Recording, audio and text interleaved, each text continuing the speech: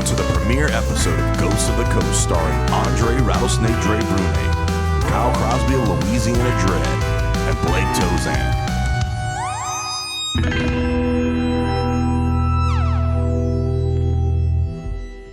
What I like to do is learn the landscape of where these stories are coming from, because across Louisiana culture, we're so different but so interconnected.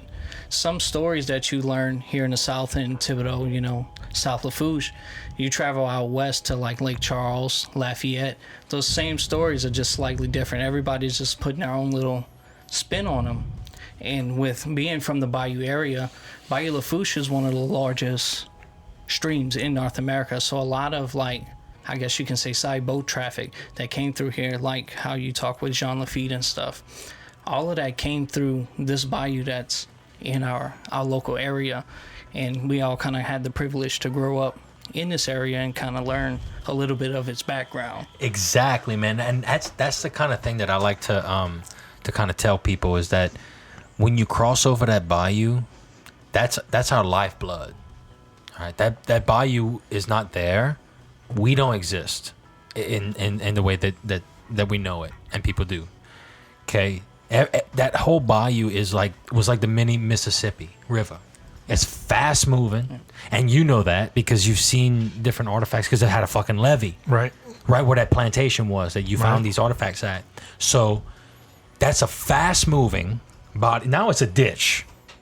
You look at it and it's a ditch north, like in Labadeville and Donaldsonville. It doesn't even have a current. It used to flow straight. Like Galliana and Golden Meadow, like they have a current. It flows, but it's because of the boat traffic. Yeah, and they put up flood, the little weir in Thibodaux. Thibodaux was a very agricultural place. In all of Lafourche Parish, a lot of the farmers, even from, down south, would come up to Thibodaux to trade, their products and stuff. So it used to have a lot of boat traffic even here. But early in agriculture days, when they built the weir for farmers to get fuel and stuff in here, it slowed the current down all, northern part of Bayou Lafourche. Part of the Conservation Act that they're doing now is to pull up that weir. They've already started construction on it, and they're going to, I guess, raise the water level in Bayou Lafourche to have it flow the way it used to be and make it more accessible for boat traffic. That's good, especially like in Deville. They need to open up all that to the sediment, because that's all going to go back down to the Barataria Bay where it belongs, and replenish it instead of eating it away. Because all that land could be restored and built on, put in different types of energy resources, whatever you want to do with it. It's land, it's opportunity, whatever. But in what you do, Andre, that's critical to find things like this that can actually explain the importance of the area, because I speak to people on a daily basis, and before COVID it was all over the world. Now it's more all over the country wise, but still people from all cultures will come down to here, and I'll take tours, and they'll just speak to me. I'll be on the streets, and I like to converse with people, whatever, at the bar, and they do not know. No, they have no clue. Don't quote the pun, but it's a treasure trove of knowledge and information and artifacts like this that's important to how important we are as a culture and a people. And what I think we don't realize is we pass by Lafourche every day and we see the boats. It's nothing. We just go about our daily business. But when I have some relatives from Minnesota, and, they're the land of 1,000 lakes or whatever, but when they see the bayou, they're looking at the trawl boats and going, man, I cannot believe you have a bayou that's your community. Your community is houses off of the bayou. And 100 years ago, 200 years ago, that was the lifeblood. That's how they made all of their money. They were fishermen, crabbers, oysters, trappers. That's all they had. Mm-hmm. There was no other business besides that on Bayou Lafourche. And I think that we've lost the knowledge of what people, what we grew up on. The reason why we have homes there, it's not because we decided to live right there. That's where our ancestors lived. Now, Bayou Lafourche is a broad term, and you know that. Right. Crabbers, that's South Bayou Lafourche. North Bayou Lafourche, that was money. Yeah, That was the was- farmers. That was the agriculture. That was sugar plantations. That was massive, massive agricultural boom. Was it only sugar? Mostly. Yes. Yep. All shit. You can't grow things like cotton or tobacco down here. It gets too hot and humid. But So- from like north of Baton Rouge, that's your cotton and tobacco. But there's one phenomenon. Right across the river from and Vacherie, I forget the name, whatever it is. They have a geological fault line that'll run that's kind of perpendicular to the river, and the nutrients in the soil are released that makes possible for tobacco growth, but it's just on that fault line, and that's Perique tobacco. So that alone is the only place that they can kind of grow tobacco, but it's a small little plot. Right. But everywhere else is all sugarcane. They did a little bit of what's called dry something cotton. It's a kind of variant of cotton on Grand Isle in the 1800s. But other than that, it's all cane. But Lower Lafourche wasn't populated until, late 1900? 18, Oh, late late 18, 1800s. early 19. Okay. Late 18, early 19. So like densely. They had like Native American tribes and some like Acadians and things that settled later. I'd say not even late 1800s. I'd say like 1800s total. My grandfather remembers still like trade, because my grandfather grew up. They had a lumberyard. Before that, his grandfather came from trappers, and he remembers. Is that Brunet? Yeah. Yeah. They used to have the Brunet lumberyard. He remembers going trade with Native Americans that were growing things in the marsh right there in Golden Meadow. And there's still a couple of people that live there. I don't think they're living. By Yankee Canal. Well, the Right. thing is, like from what I'm gathering from the research I've seen, is that Native Americans in Louisiana can only trace back to 3 people. Only 3 Native American in the Homa's tribe. Homa's Native American tribe. I think it's 3 individuals only that had their records traced back, that they have actual records of. One being Rosalie Courteau, and she has a grave in Montague. They They didn't have the like Chitimacha tribe down here. Yeah. Yeah, she had the Yeah. Chitimacha, Homas, Atakapaw. And they had, all kind of like mini tribes that all just kind of were subjugated to the other tribes later on. But Chitimacha also, yeah.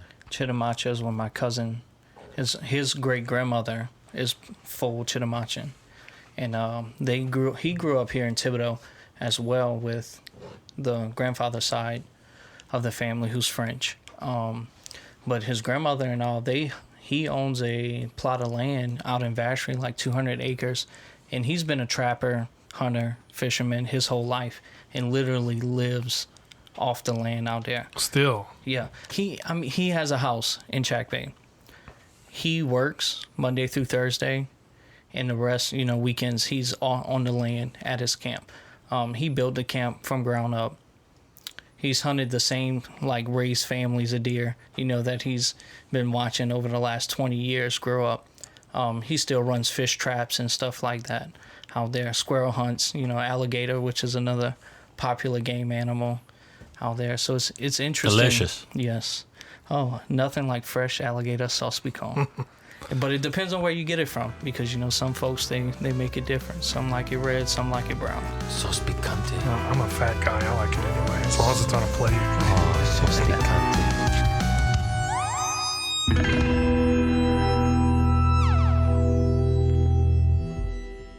I'm really interested in the Native American history because, in my mind, I think when the first settlers that came here met with the Native Americans, what kind of experience is that?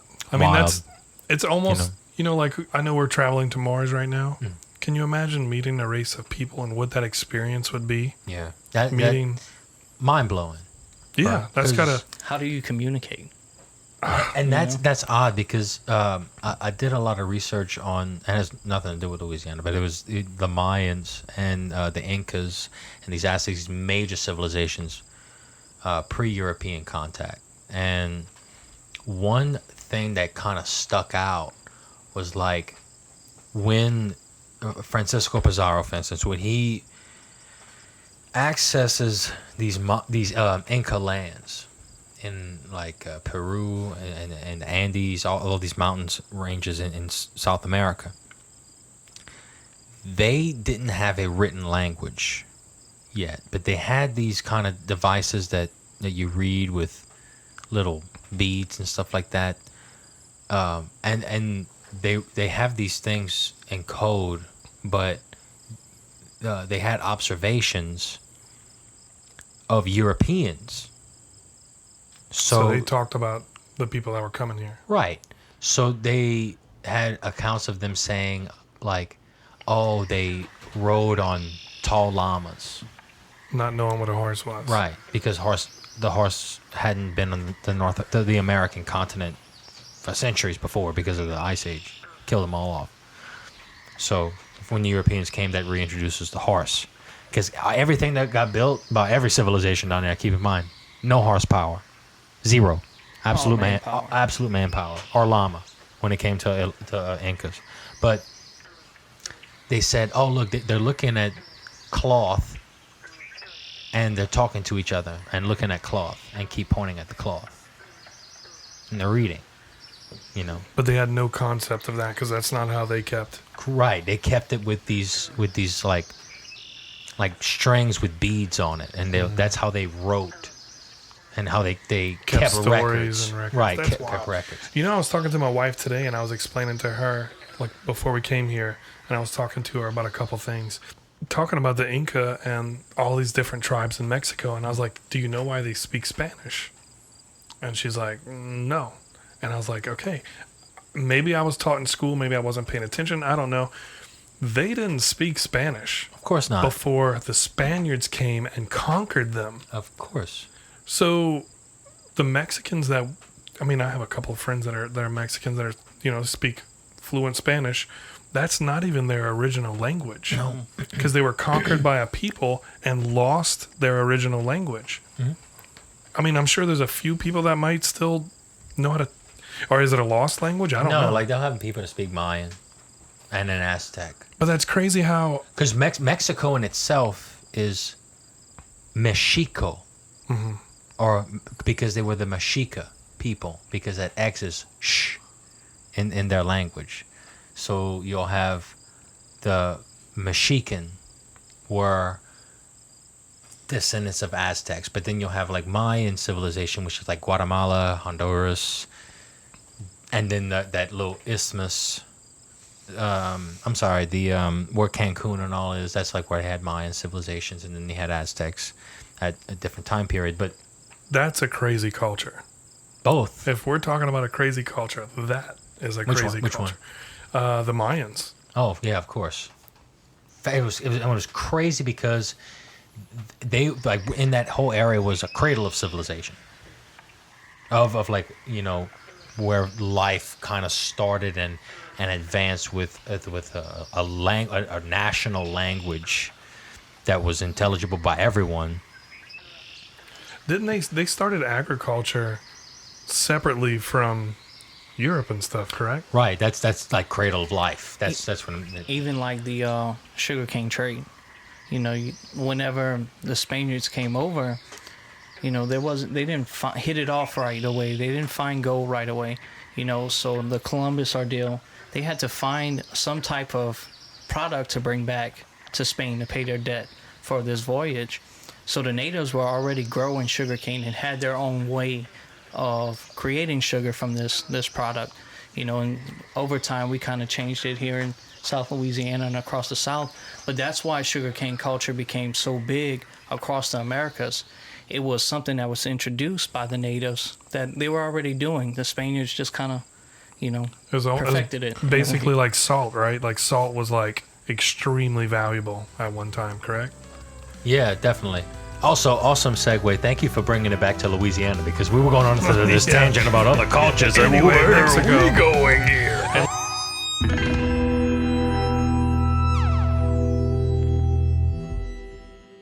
No, and you have to think of like even though we're going off to these native cultures, how it was influenced here. You think like the Mayans were not a small civilization. Like this was millions of people. This was a large civilization that was completely isolated, away from the Europe nations. And for them to come in and see this area thrive in the way they did, the only way for them to survive, was to learn what we were doing here. I say we, but Right. natives were doing. Well, no, the thing is when you I hate to sound like this fucking wild man, but when you look at things from a whole, it was a complete forced cultural assimilation. Louisiana? Yes, into the American culture, because we were something totally different, always from the start, straight up different. We were kicked out of Canada, right? No, that's not it. Louisiana, like Cajun. Would you think of as Cajun? Yes, they were a Cajun people. So even the story of Cajun, like what it goes back to is, are the settlers, the descendants of the first European settlers, in an area called l'Acadie, which is Eastern Canada, Quebec, Nova Scotia, that whole fucking area, But after a genocide, the British go in, wipe out half the population, other half come down here. They are called Acadian. Americans come here, they settle. The A starts separating from the word, so you get Cajun, Cajun, a Cajun over time. Okay, so they're only European, Native American ancestry. But then you'll have things like runaway slaves from the plantations that'll go down into Cajun country or Acadian country, and they'll intermarry, or they take them in, because they wouldn't turn them into runaway patrols. They would just keep them in their communities. Free people of color in the cities, on Donaldsonville, places like that, because in Louisiana, free people of color can own businesses and property and stuff like that. So you'll see that intermarrying with these people of West African descent. So that's all Creole. 300 years later, it's all Creole.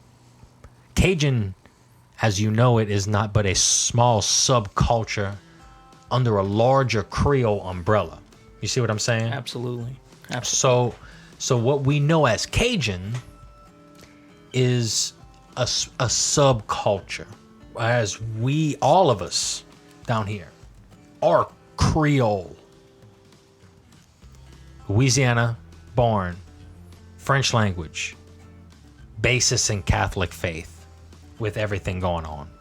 Every cultural thing you do, it's based on a Catholic tradition. Easter. Everything. Literally everything. Everything. So Mardi Gras. Exactly. Now, the whole race thing was put into play in the 1960s. Very recent time. You talk to people who were born way post that, the term Cajun didn't mean anything. It didn't mean anything to the people. It was all just like kind of a Creole, Acadian hybrid type of mix. That was kind of put in to be hyper marketability. To label it. Right. But also going on in the 60s is the civil rights movement, where schools are getting desegregated, things like that. But in a curriculum of mostly Anglo-Americans, because by this time, y'all, that's when our grandparents are finished school. Like they're getting ready to go fight in Vietnam at this point. So that's like, okay, this culture's been suppressed all that time. Because remember the hitting fingertips with a ruler, right? Go kneel in dry rice because you spoke English French for a second. My grandpa, of course, was beat. All our grandparents. There's a reason for that. So you beat this culture down, regardless of race, because prior to the 60s, that's minority black Creoles in a majority African American school, and minority white Creoles in a majority Anglo-American school. And they're shoved down that rhetoric, you're not an American unless you speak English. Civil rights movement comes in. this term Creole means black, and this term Cajun means white, because they gotta find some way to divide that population. Separate it.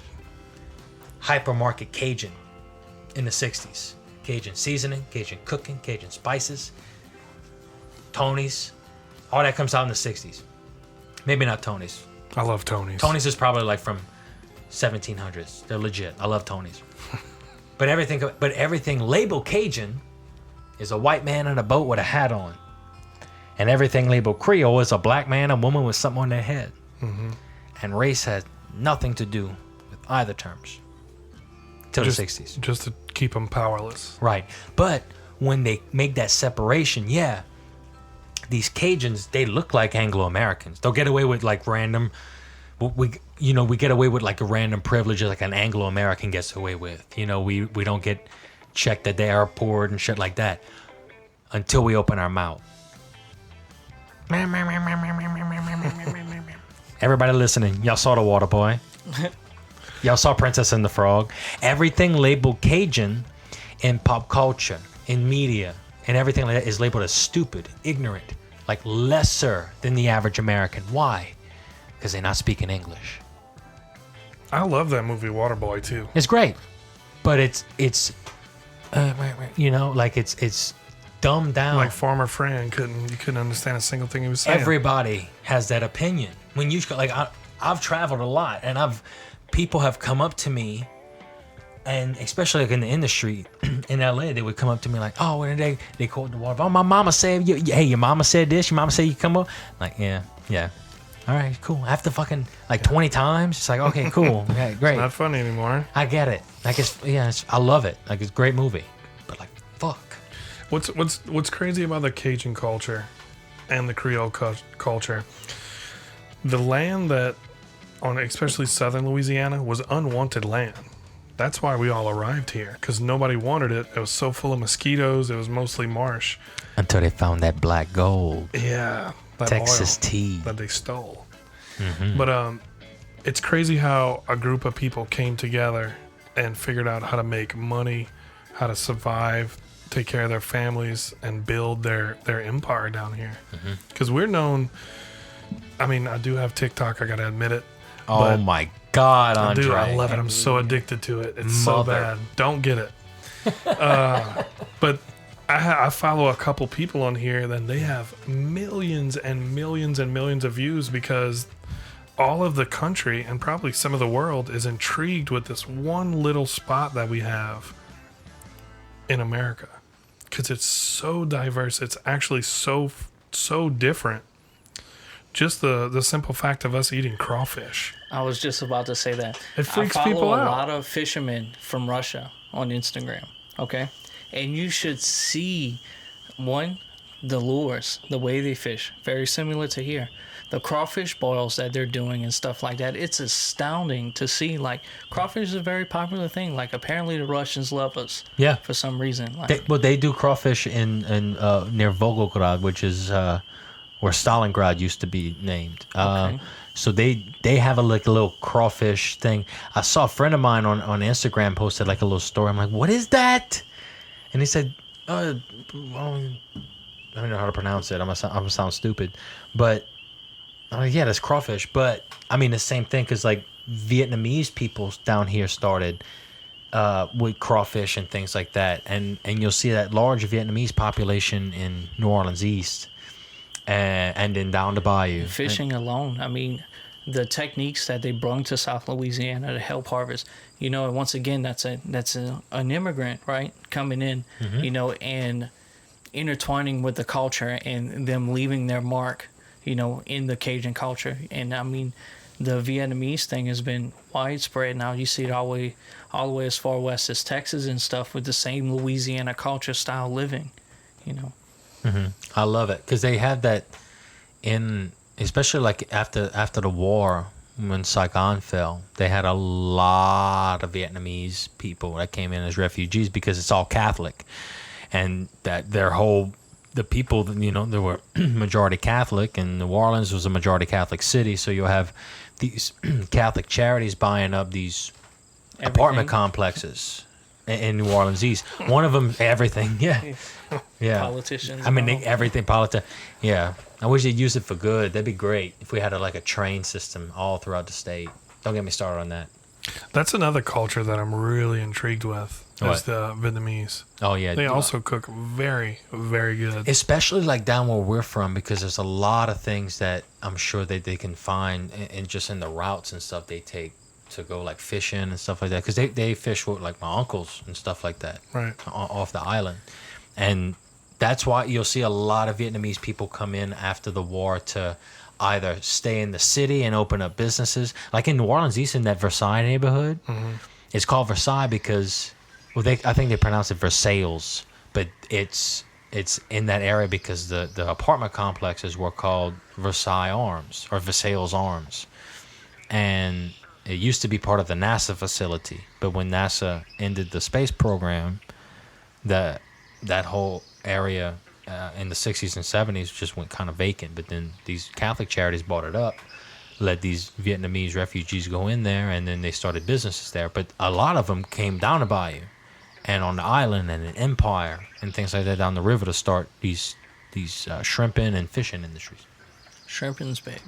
Huge. I have a couple friends I grew up with. Their family shrimpers from Thibodeau, you know. Right. Their boat stayed down South Lafourche, and they went shrimping around the Fouchon area. That was their living, you know. And then later on, they bought some gas stations and stuff like that. I've been to Vietnamese festivals before, like Vietnamese New Year's. Like Tet? I don't know what it's called. Tet. But it is a freaking party. I made like 2 different videos. It's on the east side. Yeah. And it's a huge festival. That's that whole area you were in. Yeah, because every person, as soon as you drive into this neighborhood and you start getting in there, you could tell by the way they keep their houses up, the things, you know.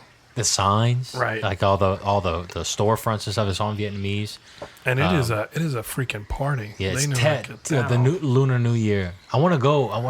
Dude, it will be the best experience you'll ever have. Once everybody's vaccinated and shit like that, well, everybody's gonna. Yeah, because there's like thousands of people that go to it. Yeah. Herding unit. Yeah. Thanks for listening and tune in every Sunday for Ghosts of the Coast, a DSR production.